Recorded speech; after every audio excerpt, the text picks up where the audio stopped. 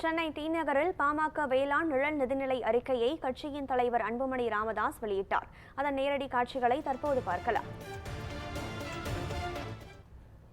அடுத்தது நெல்லுக்கு 3500 ரூபாய் ஒரு குவிண்டால்,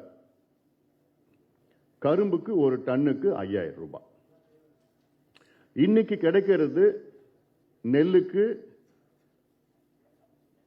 அதாவது சன்ன ரக நெல்லுக்கு பார்த்தீங்கன்னா 2315 ரூபாய் மத்திய அரசு வழங்குகிறது.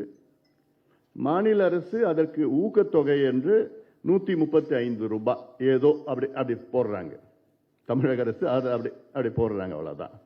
ஆக மொத்தம் 2450 ரூபாய் இன்னைக்கு விவசாயிகளுக்கு நெல்லுக்கு ஒரு குவிண்டால்னா 100 கிலோ கிடைக்கிறது. எங்களுடைய அறிவிப்பு 3500 ரூபாய் ஒரு குவிண்டாலுக்கு. ஏன் சொல்றேன்னா, இன்னைக்கு நெல்லு ஒரு குவிண்டால் உற்பத்தி செய்வதற்கு 1950 ரூபாய் ஆகுது, உற்பத்தி செய்யறதுக்கு மட்டும். அதுக்கப்புறம் அந்த நெல்லை எடுத்துக்கிட்டு அங்க போய் கொள்முதல் நிலையத்தில் போய் கொடுக்கறதுக்கு அவனுக்கு ஒரு 100 ரூபாய் செலவாகுது. ஒரு குவிண்டால்னா 100 கிலோ, ஒரு மூட்டைனா 40 கிலோ மூட்டை தான் வரும்.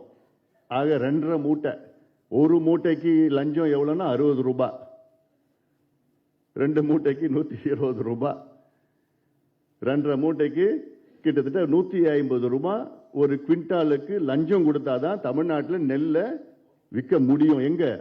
அரசு கொள்முதல் நிலையத்தில். ஆக 1950 ரூபாய் பிளஸ் 150 ரூபாய், அப்புறம் எடுத்துட்டு போறது, இதெல்லாம் போச்சுன்னா நட்டம். இதுதான் கரும்பு.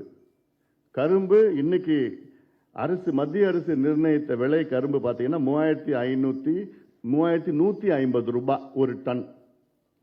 தமிழ்நாடு அரசு அப்படி போடுறது எவ்வளோ? 145 ரூபாய். இன்னும் இந்த வருஷம் அறிவிக்கல.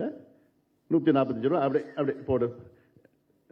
கடுமையா சொல்லணும் இந்த வார்த்தையை, ஆனாலும் கொஞ்சம் மேடை நாகரிகத்துக்காக கொஞ்சம் நான் பணிவா சொல்றேன் நான்.